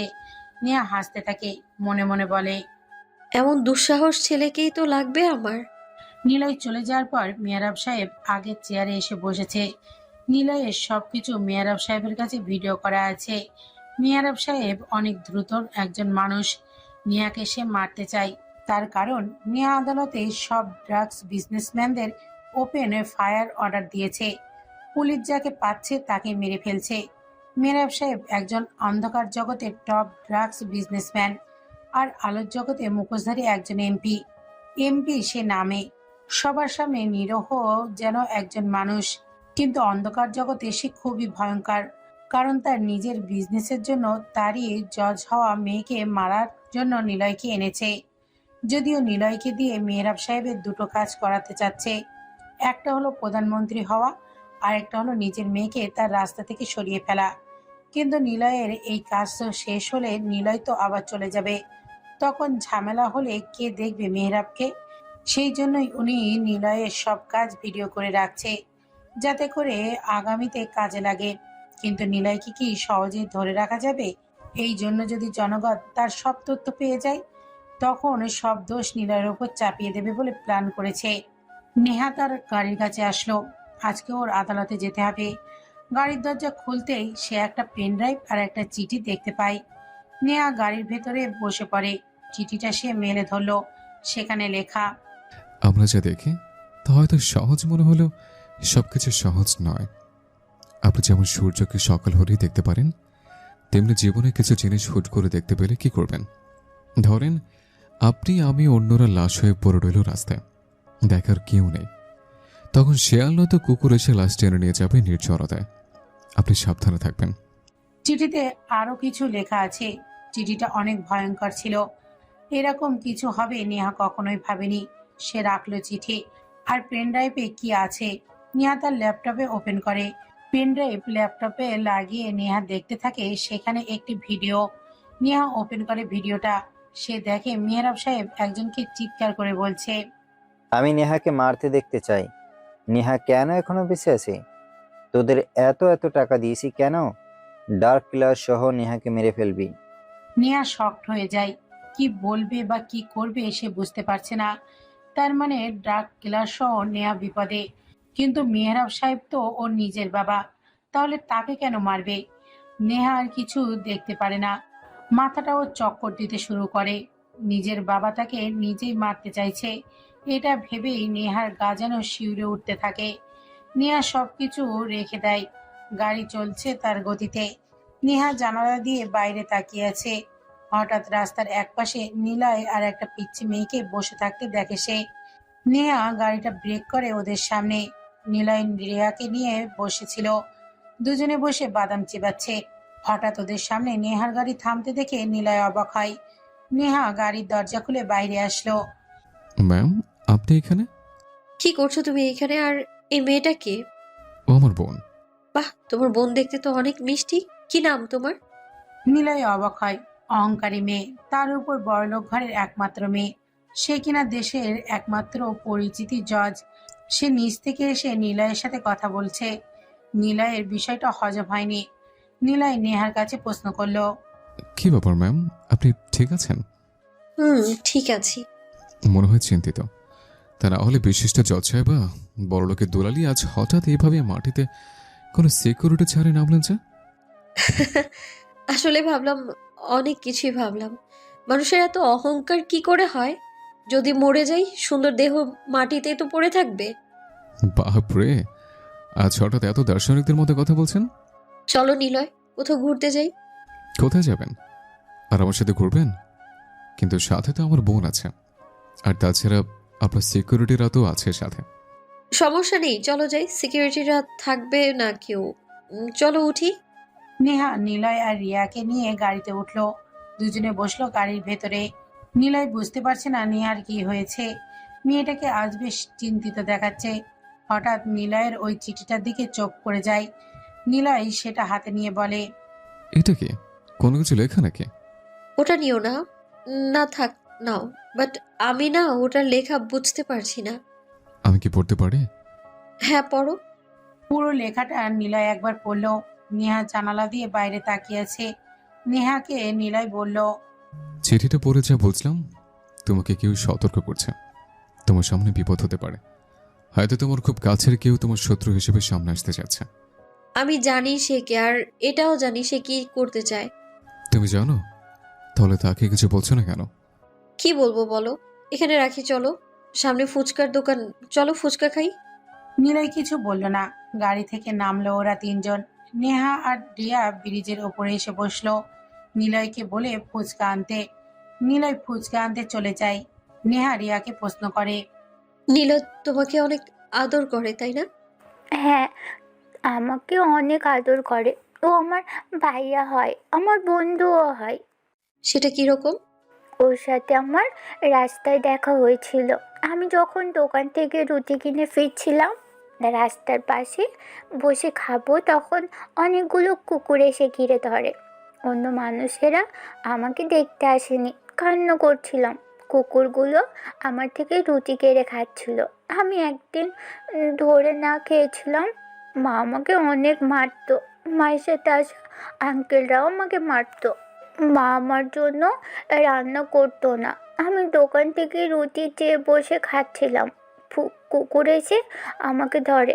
তখন ভাইয়া এসে আমাকে বাঁচায়। তারপর ও আমার বন্ধু হয়। জানো, আমার না আর কোনো বন্ধু নেই। কেন নেই? স্কুলে পড়ো না? হ্যাঁ, পড়ি তো, কিন্তু কেউ আমার বন্ধু হয় না। তুমি কি আমার বন্ধু হবা? হ্যাঁ, হব তো। কেন হব না? আমার মায়ের কথা শুনেও বন্ধু হবা? হ্যাঁ, কিন্তু তোমার মা কি করেছে? ওরা বলে আমার মা অনেক বাজে, আঙ্কেলদের সাথে রুমের মধ্যে শুয়ে থাকে, তাই কেউ আমার বন্ধু হয় না। বলো না, তুমি আমার বন্ধু হবা? নেহা অবাক দৃষ্টিতে তাকিয়ে আছে এটুকু মেয়ের কথা শুনে। দুনিয়াটা কতটা ভয়ঙ্কর। সে ছোট থাকতেও রাগী, কাউকে কখনো ছেড়ে কথা বলতো না, অপমান করত, অহংকার করত, কাউকে ছাড় দিত না, সহানুভূতি দেখাতো না। রিয়াকে সে এক হাত দিয়ে জড়িয়ে ধরে। ঠিক তখনই কতগুলো ছেলে বাইক নিয়ে নেহাদের সামনে এসে দাঁড়ায়। ছেলেগুলোর মধ্যে লিডার গোছের ছেলেটার নাম ফাহিম। ফাহিম নেহাকে বলে, হ্যালো জজ সাহেব, হাউ আর ইউ? কে আপনি?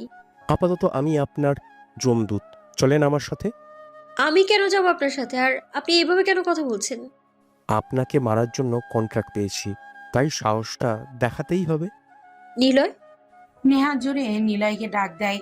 ফুচকা বানাতে লেট হয়েছিল।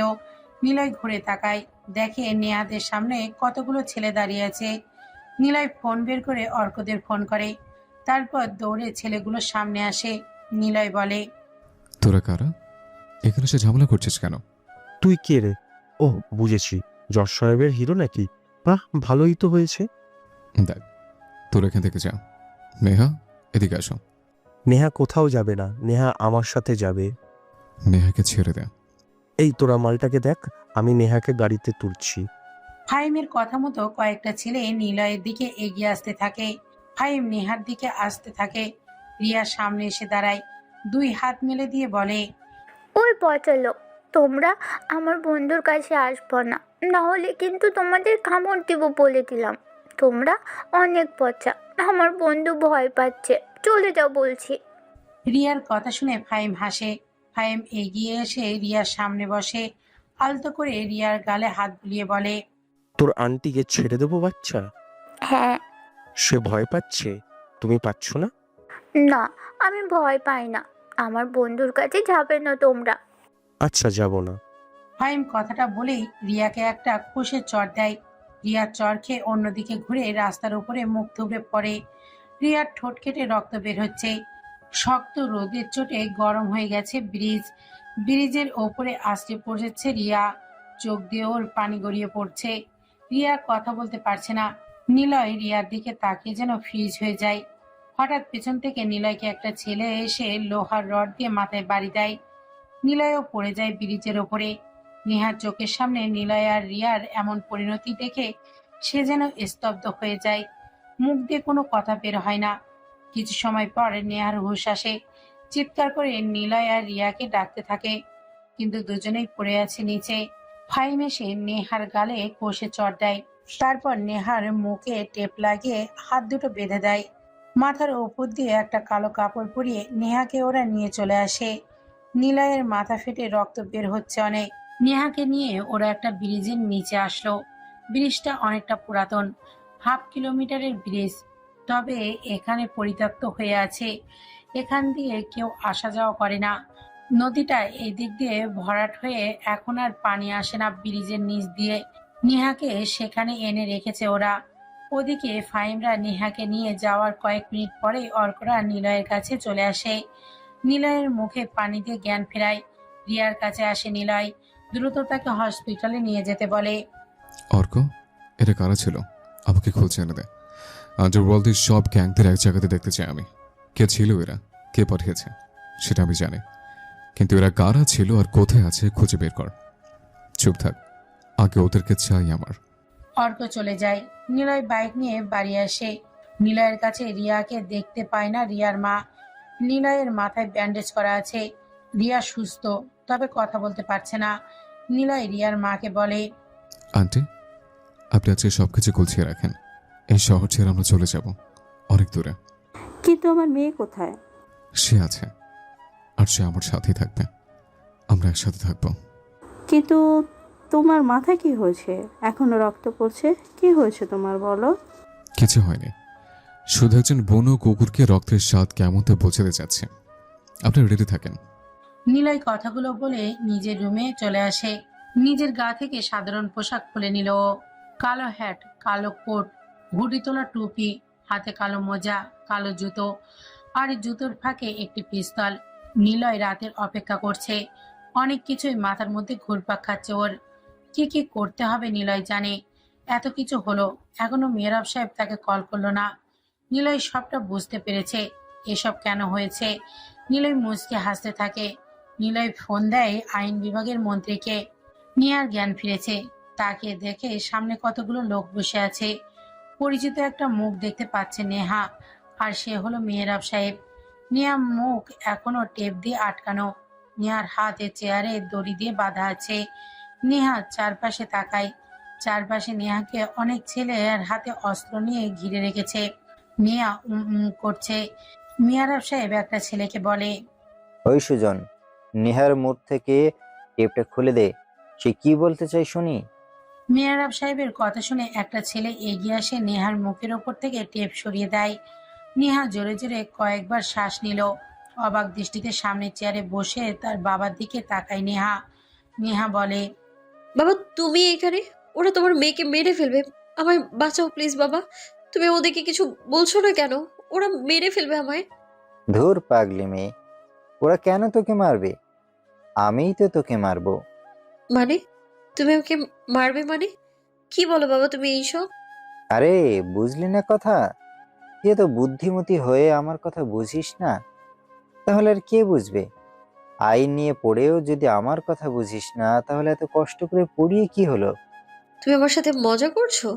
পৃথিবীতে সবাই মজা করতেই জন্মগ্রহণ করে, কারণটা পৃথিবীটা হলো গোল। এটা সামান্য মুহূর্তের একটা বিষয়। এখানে আকাশের কালো মেঘে বৃষ্টি হয়, আবার মানুষের রক্তের বৃষ্টিও শুরু হয়। ও, তার মানে তুমি সত্যি আমায় মারতে চাও? Yes, I want to kill you. কিন্তু কেন? কি করেছি আমি তোমার? মেহরাব সাহেব রেগে গিয়েছে। চেয়ার থেকে উঠে আসে নেহার কাছে। নেহার গাল চেপে ধরে বলে, তোর জন্য আমি আমার বিজনেস বড় করতে পারছি না। তোর একটা সিদ্ধান্তে আমার সব লোক মারা যাচ্ছে। আমি কেন তোকে বাঁচিয়ে রাখবো? আমি কি তোমার কেউ না? ভালোবাসো না তুমি আমায়? না, আমি কখনো তোকে ভালোবাসিনি। বেসেছি, তবে আমার বিজনেসের থেকে কম, বেশি না। আমার কাছে বিজনেস বড় কথা। নেহা আহত হয় মনের দিক দিয়ে। চোখ দিয়ে ওর পানি গড়িয়ে পড়ছে। নেহা তার বাবার কথা শুনে নিজেকে সামলাতে পারছে না। মেহরাব সাহেবকে অনেক ভয়ঙ্কর লাগছে। আর লাগবেই বা না কেন? নিজের মেয়েকে মারতে নিজেই লোক ভাড়া করেছে, নিজেই এসেছে মারতে। নেহা চুপচাপ বসে আছে। বেশ কিছু সময় পর প্রশ্ন করলো, কেন মারতে চাও তুমি আমায়? এই যে তোর বাবার এত এত টাকার সম্পত্তি কেন আছে জানিস? কেন আছে? কারণ আমি ড্রাগসের বিজনেস করি। বাংলাদেশে যত ড্রাগস সাপ্লাই হয় সবটা আমার মাধ্যমে। আর তুই আস্তে আস্তে আমার বিজনেসের উপরে নজর দিয়ে সবকিছু শেষ করে দিচ্ছিস। শুভর ভাইকে মারার রায় দিয়েছিলি। যারা ড্রাগস বিজনেস করে তাদের খুঁজে খুঁজে মারার নির্দেশ দিয়েছিলি। আমি ধরা পড়তে চাইনি। আমি বিজনেসের জন্য সব করতে পারি, কিন্তু কার সাথে আপোষ করতে পারবো না। ও, তার মানে আমাকে মারার জন্য শুভকে তুমিই পাঠিয়েছিলে? কিন্তু সেখানে ডার্ক কিলার চলে এসেছিল, আমাকে মারতে পারেনি ও। ডার্ক কিলারকেও তোকে মারার জন্য আমি পাঠিয়েছিলাম। আমার রাস্তা থেকে সরানোর জন্যই ডার্ক কিলারকে আমি এনেছি এই শহরে।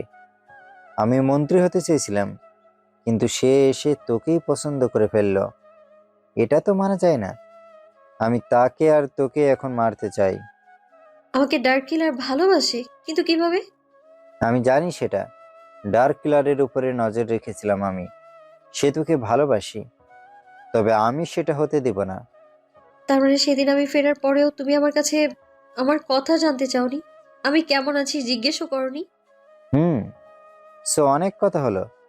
তোকে এবার মরতে হবে নেহা। ওই পিস্তলটা দে আমার। নেহা মরলে আমার আর কোনো চিন্তা নেই। মেহরাব সাহেব নেহার দিকে এগিয়ে আসে। পিস্তলটা নেহার কপালে সোজা ঠেকে ট্রিগারে যখন চাপ দিতেই যাবে, তখনই সাদা ধোঁয়ার গ্যাস বোমা এসে মেহরাব সাহেবের পায়ের কাছে পড়ল। কয়েক সেকেন্ডের ভেতরেই পুরো জায়গাটা তখন সাদা ধোঁয়াটে ভর্তি হয়ে গেছে। কিন্তু সময়ের পর ধোঁয়াগুলো যখন সরে যেতে থাকে তখন দেখে নেহার পাশে নিলয় চেয়ার নিয়ে বসে আছে। তবে নিলয়ের মুখে কালো মাস্ক পরা, হাতে একটা পিস্তল নিয়ে পায়ের ওপর পা তুলে বসে আছে সে। নিলয়কে দেখে সবাই ভয় পায়। মাস্কের আড়ালে নিলয়কে অনেকেই না চিনলেও মাস্ক পরিহিত ডার্ক কিলারকে সবাই চেনে। নিলয়কে দেখে ভয়ে আটকে ওঠে ফাহিমেরা। মেহরাব সাহেব বলে, আরে ডার্ক কিলার, চলে এসেছো এত লেট? ভাবছিলাম আরো আগে আসবা, কিন্তু অনেক দেরি করলে যে। মেহরাব সাহেব, একটা শেয়াল আর একটা হিংস্র বাঘের মধ্যে মিল কখন হয় জানেন? বাঘ শিকার করে আর শেয়াল সেই শিকারে পড়ে থাকা অংশ খেয়ে বেঁচে থাকে। আপনি অনেক বুদ্ধিমান জানেন। তবে আপনাকে একটা নিউজ দেওয়ার আছে, সেটা নয় একটু পরে দেব, কিন্তু আমার ফাহিমকে চাই। আপনার সাথে আমার শত্রুতা নেই, কিন্তু আমি ফাহিমকে মারতে চাই। সে রিয়াকে মারছে, ওর হাত দুটো আমি কেটে ফেলতে চাই, তারপর সোজা এখান থেকে নেহাকে নিয়ে চলে যাব। কিন্তু সেটা তো হবে না বস, নেহাকে তো কোথায় নিয়ে যেতে পারবি না, নেহাকে তো মরতেই হবে। মেহরাব সাহেব, আপনি ভুল করছেন। আমি তো বললাম আপনার সাথে আমার কোনো শত্রুতা নেই, তো আমি চাই না আপনার সাথে আমার ঝামেলা হোক। তুই একা এসেছিস, আমি চাইলে তোকে 1 মিনিটে মেরে ফেলতে পারি। আচ্ছা। নিলয় উঠে দাঁড়ায়। নেহার হাতের বাঁধন খুলতে থাকে। ঠিক তখনই একটা ছেলে নিলয়কে এসে বাধা দেয়। নিলয় তার হাতে থাকা পিস্তল দিয়ে সেই ছেলেটার বুকে গুলি করে। ছেলেটা ছিটকে গিয়ে পড়ে। মেহরাব সাহেব নিলয়ের দিকে গুলি চালায়। নিলয়ের কাঁধে যেয়ে লাগে গুলি। নিলয় পড়ে যায় মাটিতে। নিলয়ের কাছে আসে মেহরাব সাহেব। নিলয়কে বলে, শালা, তোকে এত টাকা খরচ করে আমি আনলাম আর তুই কিনা আমার সাথে বেইমানি করিস? মেহরাব সাহেব, বেইমানি তো আপনি করছেন, তবে আগে থেকেই আপনার সাথে বেইমানি হয়েছে। মানে? নিলয় শব্দ করে হাসে। মেহরাব সাহেব অনেক রেগে যান। নিলয়কে সোজা করে বসালে নিলয়ের মুখে পিস্তলের পেছনের অংশ দিয়ে জোরে বাড়ি দেয়। নিলয় আরো জোরে হাসতে থাকে। মেহরাব সাহেবের রাগে নিলয়ের মুখ থেকে মাস্ক টেনে খুলে ফেলে। কিন্তু এ কি, এ তো নিলয় না। তাহলে নিলয় কোথায়? তুই কে? এখানে কি করছিস? তুই তো ডার্ক কিলার না? এইটাকে মাইন্ড গেম বলে মেহরাব সাহেব, নিলয় ভাইয়ের মাইন্ড গেম। তাহলে নিলয় কোথায়? ঠিক তখনই নিলয় সবার সামনে এসে বলে, হ্যালো মেহরাব সাহেব, আমায় খুঁজছেন? মেহরাব সাহেব সোজা হয়ে তাকায় সামনের দিকে। নিলয় দাঁড়িয়ে আছে। মেহরাব নেহা নিলয়কে দেখে অবাক হয়। নিলয়ের মাথায় ব্যান্ডেজ লাগানো, স্বাভাবিক ড্রেস পরা আছে। নিলয় এসে বসলো একটা চেয়ারে। মেহরাব সাহেবের দিকে তাকিয়ে নিলয় বলল, ডার্ক কিলার আমি, কিন্তু আমি না। মানে? এই শহরে ডার্ক কিলার বলে নতুন যে ব্যক্তিকে সামনে আনা হয়েছিল সে হলো মেহরাব সাহেবের লোক। মানে মেহরাব সাহেব আগে কখনোই ডার্ক কিলারকে দেখেনি। তাহলে তুই কে? আমি ডার্ক কিলার, আবার ডার্ক কিলার না। উফ, কনফিউশন করিস না, না হলে তোদের সব কয়টাকে আমি মেরে ফেলবো। আচ্ছা, সবটা প্রথম থেকে বলি। আমি হলাম সহকারী আইন প্রতিমন্ত্রী, নতুন জয়েন হয়েছিলাম। কিন্তু আমি মন্ত্রী হওয়ার আগে ছিলাম একজন গোয়েন্দা। মিস নেহা যখন আদালতে ঘোষণা করে ড্রাগস লিডারদের মেরে ফেলতে, পুলিশেরা সেটাই করত। কিন্তু তারপরে ড্রাগসের বিজনেস এতটুকু কম ছিল না। সেজন্য আমি সহ আমার সব টিম মেম্বার সহ একটা প্ল্যান সাজায়। আমরা সরাসরি ড্রাগস বিজনেসের মালিককে খুঁজে বের করব। আমাদের প্ল্যানের অনেকটা এগিয়ে যায়। ছোট ছোট লিডারদের ধরতে ধরতে একটা সময় জানতে পারি এই দেশে একজন ড্রাগস ডিলার আছে, যেখানে সরাসরি দেশের বাইরে থেকে ড্রাগস আনে, আর সে একজনকে দেশের বাইরে থেকে লোক আনছে। তার নাম ডার্ক কিলার। সে ছিল আমেরিকান। আমরা তাকে ধরে ফেলে, তাকে আমাদের টিম মেরেও ফেলে। তার থেকে মেহরাব সাহেবের সব ডিটেলস আমরা বের করি। আমি নিজেই তখন হয়ে যাই ডার্ক কিলার। ঘটনা এখানে শেষ নয়। ডার্ক কিলার হয়ে মেহরাব সাহেবের কাছে আসে। দেশের নাম করা জজ হলেন নেহা। তো নেহার উপরে আমরা নজর রাখি, কারণ আপনি নিজেই নেহাকে মারার প্ল্যান আমার সাথে করেছিলেন। এবার নিশ্চয় নেহা তুমি বুঝতে পারছো সেদিন আমি শুভর থেকে বাঁচানোর পর পুলিশ কেন এসেছিল, আর তুমি ডার্ক কিলারকে মারার ঘোষণা করার পরও কেন পুলিশ আমাকে সার্চার করছিল। ডার্ক কিলার আমি নিজে হয়ে মেহরাব সাহেবের সামনে আসি, যেন উনি আমাকে সবটা বিশ্বাস করেন। তারপর সমস্ত প্ল্যান উনি আমাকে বলে। হলো তাই। আমি মেহরাব সাহেবের কাছে থেকে নেহাকে মারার অফার পাই। তাকে মন্ত্রী বানালে দেশে ড্রাগসের ব্যবহার অধিক মাত্রায় বেড়ে যাবে। সেজন্য আমি নেহার কাছে আসার চেষ্টা করি, কিন্তু নেহাকে যে আমি সত্যি সত্যি ভালোবাসবো বুঝতে পারিনি। নেহা, তোমাকে আমি সত্যিই ভালোবাসি। কিন্তু তুমি এত কিছু জানার পরেও আমায় বলনি কেন? আর তুমি বা ডার্ক কিলার, আর আবার তুমি ছদ্মবেশে পুলিশের আইনমন্ত্রী, সেটাও আমায় কেন বলনি তুমি? আমি তো বলেছিলামই, তুমি যখন বাড়ি থেকে বের হয়ে নিজের গাড়িতে উঠেছিলে, দেখছিল একটা চিঠি আর একটা পেন ড্রাইভ। এগুলো তো আমিই রেখেছিলাম যাতে তুমি সেগুলো দেখো, তোমার বাবার প্রতি ধারণা বদলায়। আমার প্ল্যান অনুসারে তোমার সাথে থাকার ইচ্ছে ছিল। তুমি নিজেই গাড়িতে করে আমাকে নিয়ে আসলে, সবকিছু ঠিক ছিল। কিন্তু মেহরাব সাহেব ফাহিমদের পাঠিয়ে সব ঝামেলা সৃষ্টি করে দিয়েছে। মেহরাব সাহেব সিগারেট টেনে যাচ্ছে। এত কিছু হলো তার সাথে, সে কিছুই বুঝতে পারল না। নিজেকে বড্ড গাধা মনে হচ্ছে ওর, কিন্তু মেহরাব সাহেব ততটাও গাধা না। তিনি হঠাৎ শব্দ করে হাসলেন। ওপরের দিকে সিগারেটের ধোঁয়া উড়িয়ে দিতে থাকে। মেহরাব সাহেবের হাসি শুনে নিলয় সেদিকে তাকায়। উনি বলে, কি বোকা আমি, নিজের কাছে নিজের শত্রুকে ডেকে এনেছিলাম, কিন্তু শিয়াল ধূর্তর সাথে কিন্তু বাঘের খাবার ছিনিয়ে নিয়েই খেয়ে থাকে। এতটাও বোকা আমি নই নিলয়। আচ্ছা, তাই শুনি আপনার বুদ্ধিমত্তার গল্প। তুই আমার হয়ে এ অবধি যা যা করেছো তার সব কিছুর ভিডিও আমার কাছে এখনো আছে। সেসব আমি মন্ত্রণালয়ে পাঠিয়ে দেব, তখন তুমি বুঝবে আমি কি করতে পারি। মেহরাব সাহেব, আপনি অনেক বোকা, বুঝছেন? এতটা বোকা বুদ্ধি নিয়ে এই মাস্তানি জগতে আসলেন কিভাবে? মানে? আপনি আমারটা ভিডিও করলেন। আপনি কি জানেন আমি আপনার সিক্রেট রুমেই ক্যামেরা লাগিয়ে রেখেছি? আর সেসব ফুটেজ এতক্ষণ সব মন্ত্রীদের কাছেও চলে গেছে। আপনি সেই রুমে বসে নেয়াকে মারবেন, ফাহিমের সাথে কন্ট্যাক্ট করলেন, সেসব আমি জানি। আর সেজন্যই তো নেহার সাথে আজ বের হলাম। মেহরাব সাহেব কিছু বলতে পারে না। নিলয় মেহরাব সাহেবকে একদম চুপ করিয়ে দিয়েছে। মেহরাব সাহেব কি বলবে বুঝতে পারে না।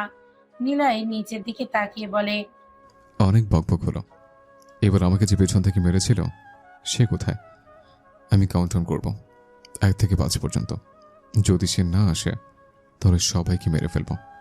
নিলয় শুনতে শুরু করলো। নিলয়ের গোনা চলতে চলতে সবাই সবার দিকে একবার করে তাকাতে থাকলো। 4 পর্যন্ত আসতেই ছেলেটা সামনে আসলো। নিলয় বসা থেকে উঠে দাঁড়ায়। তখনই মেহরাব সাহেব বলে, নিলয়, তোকে আমার লোকেরা ঘিরে রেখেছে। আমার একটা ইশারাতে তুই সহ এখানে থাকা বাকিরাও তোকে মেরে। মেহরাব সাহেব পুরো কথা শেষ করতে পারে না। একটা স্নাইপারের গুলি এসে নিলয়ের সামনে দাঁড়িয়ে থাকা একটা ছেলের কপালে এসে লাগে। নিলয় চুপচাপ দাঁড়িয়ে আছে। মেহরাব সাহেব আবার বলে, নিলয়, এনাফ, বন্ধ করো, তা না হলে। মেহরাব আবার কথা শেষ করতে পারে না। তার আগেই আবারও একটা গুলি উড়ে আসে, আর সেটা মেহরাব সাহেবের পাশে দাঁড়িয়ে থাকা একটা ছেলের বুকে লাগে। মেহরাব সাহেব বুঝতে পারে যে যতবার নিলয়কে হুমকি দেবে ততবারই একটা করে গুলি এসে ওনার লোকেদের লাগবে, সবাই মারা যাবে। ফাহিম দ্রুত এসে নিলয়ের পা ধরল।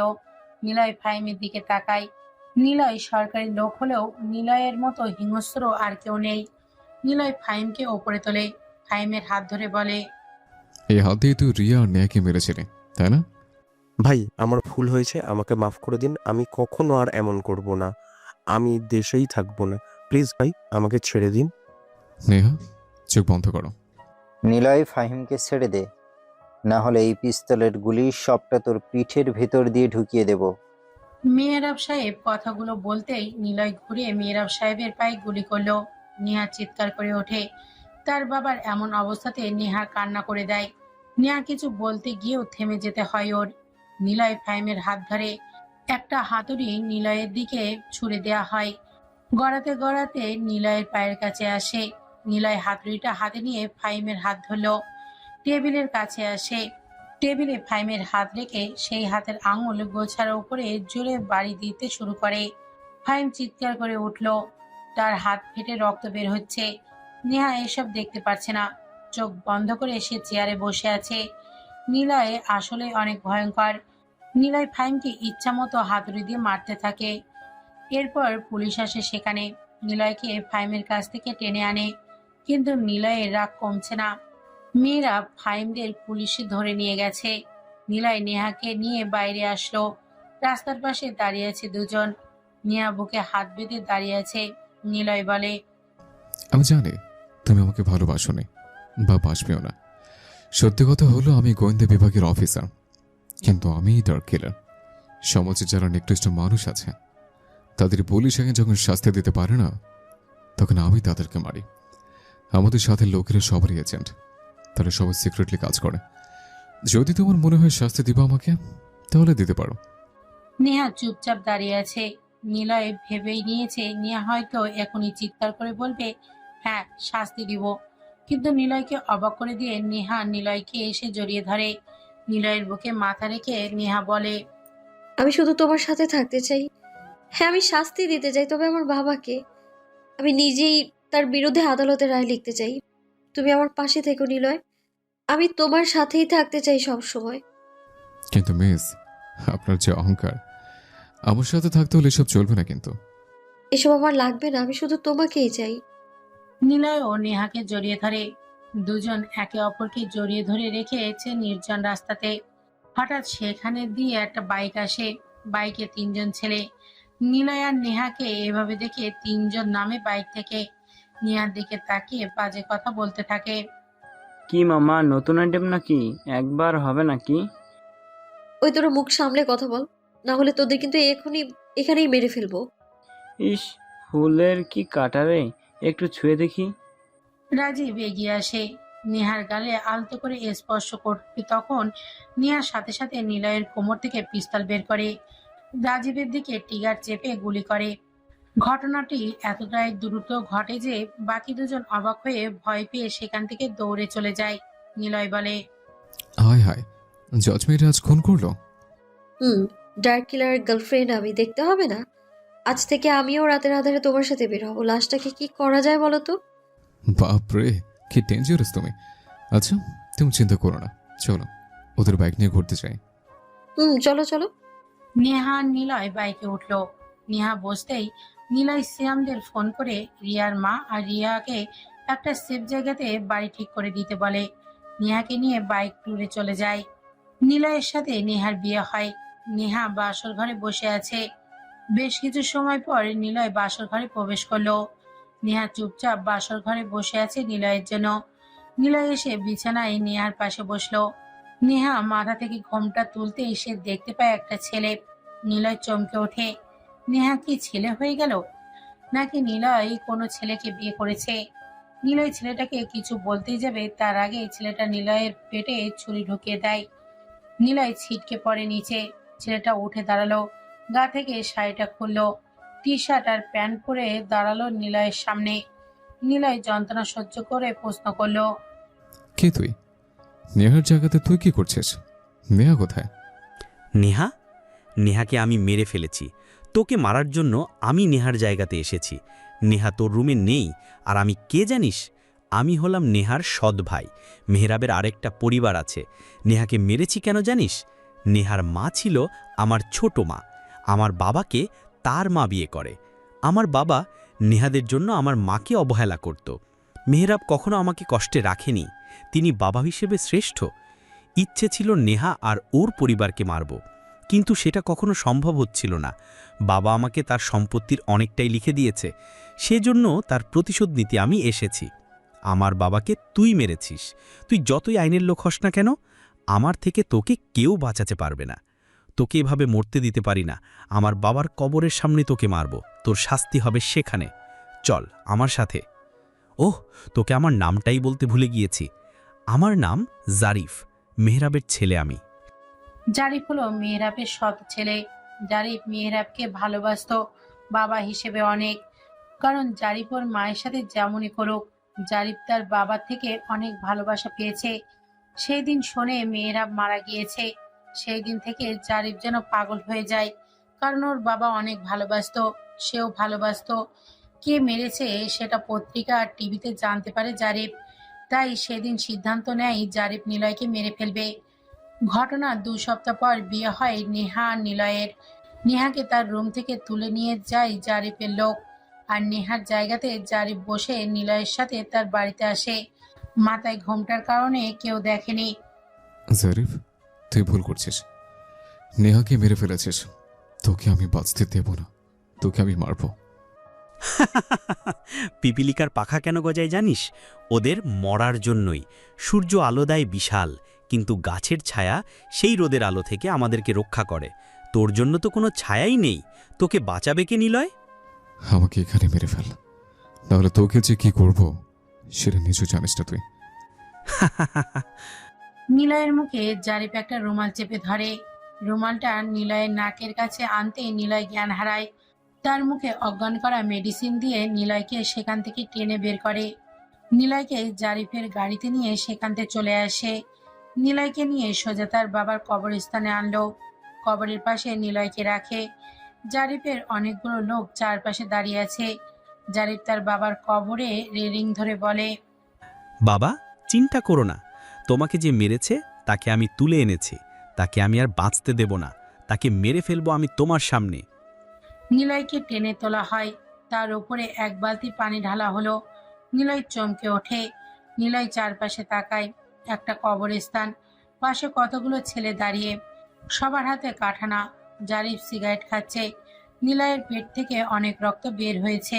সে দুর্বল হয়ে যায়। নিলয় কোনো রকমে উঠে বসলো।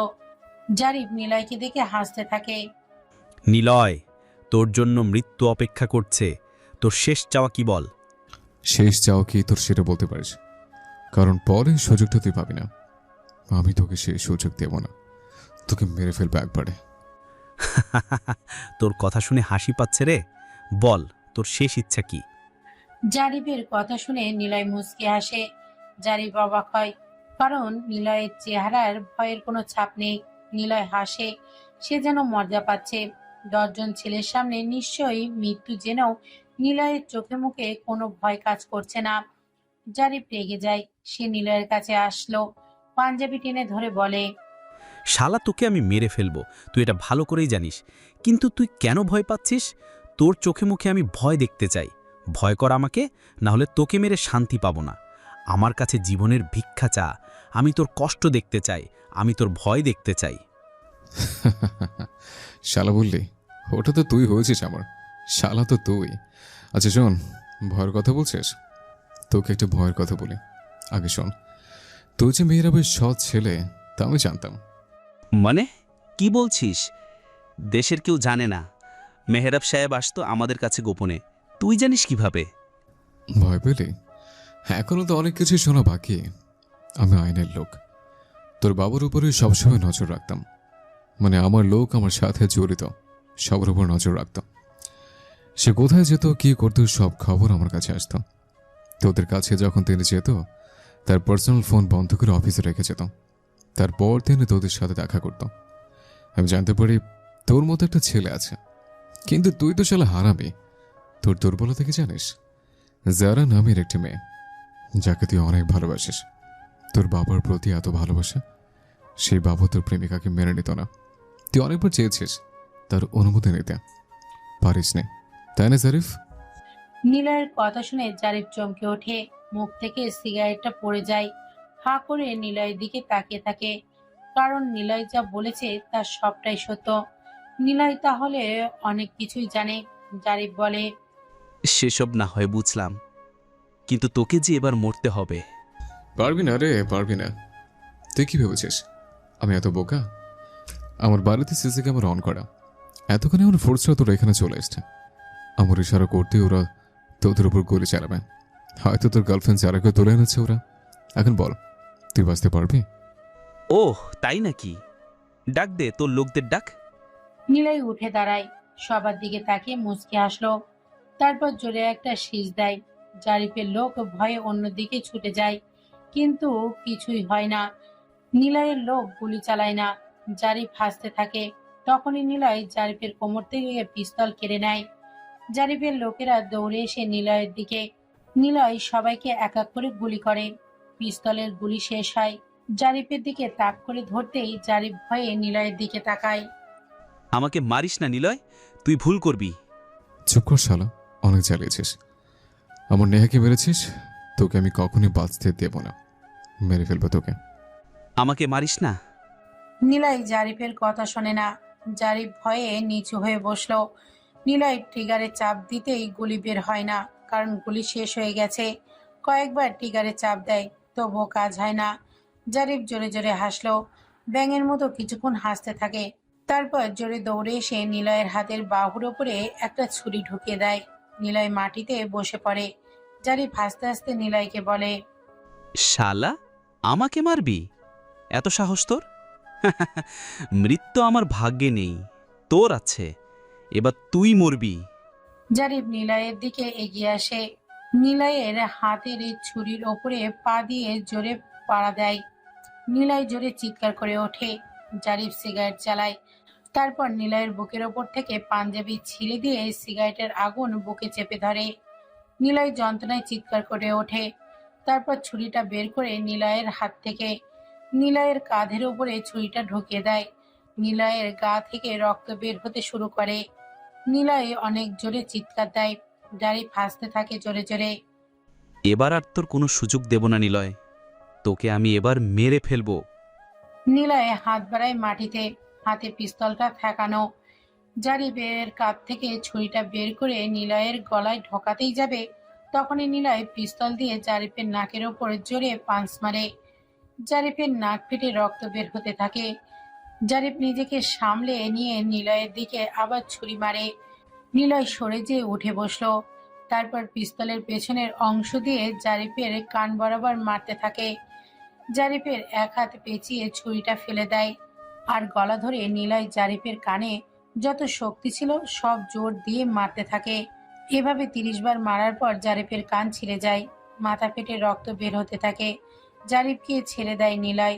তারপর জারিফের ছুরিটা হাতে তুলে নিয়ে জারিফের চোখে যখনই মারতে যাবে, তখনই জারিফ চিৎকার করে বলে, নেহা এখনো বেঁচে আছে। ভেবেছিলাম তাকে পরে মারব, ওকে এখনো মারিবি? সে আমার বাড়িতেই আছে। তাকে ড্রাগের ইঞ্জেকশন দিয়ে অজ্ঞান করে রেখেছি। আমাকে মারিস না, আমি না ফিরলে নেহাকে ওরা মেরে ফেলবে। আমার লোক পাহারা দিচ্ছে সেখানে। জারিফের কথা শুনে নিলয় থেমে যায়। জারিফের পকেট থেকে সিগারেটের প্যাকেটটা বের করে, সেখান থেকে সিগারেট বের করলো। তারপর লাইটার দিয়ে আগুন জ্বালিয়ে জোরে শ্বাস নিয়ে ওপরে ছেড়ে দেয়। জারিফ নিলয়ের দিকে তাকিয়ে বলে, আমি তাহলে বেঁচে গেলাম, আমাকে ছেড়ে দে, আমি চলে যাব। চলে যাবে? হ্যাঁ, তুই আর নেহা একসাথে থাক। যাবি তুই? কোথায় যাবি? তোর বাবার কাছে যা তাহলে, আরও তো ভালোবাসিস, ওখানে গিয়েও ভালোবাস। আমি নেহাকে মারিনি, তাহলে ছেড়ে দে। নিলয় জারিফের পুরো কথা শেষ করতে দেয় না। জারিফের গলায় সোজা নিলয় ছুরি ঢুকিয়ে দেয়।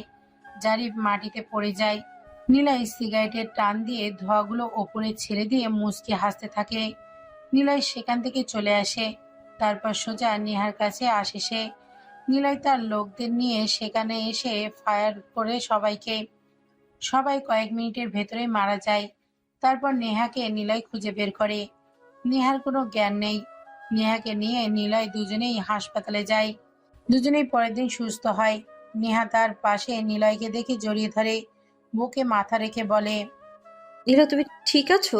ছেলেটা আমার রুমে আসে কবুল বলার পর যখন রুমে এসেছিলাম একটু দরকারে, সে সময় একটা ছেলে এসে আমায় কিসের যেন ইঞ্জেকশন দেয়। তারপর আর কিছুই মনে নেই। কে ছিল সে? আমি তাকে আগে কখনো দেখিনি তো।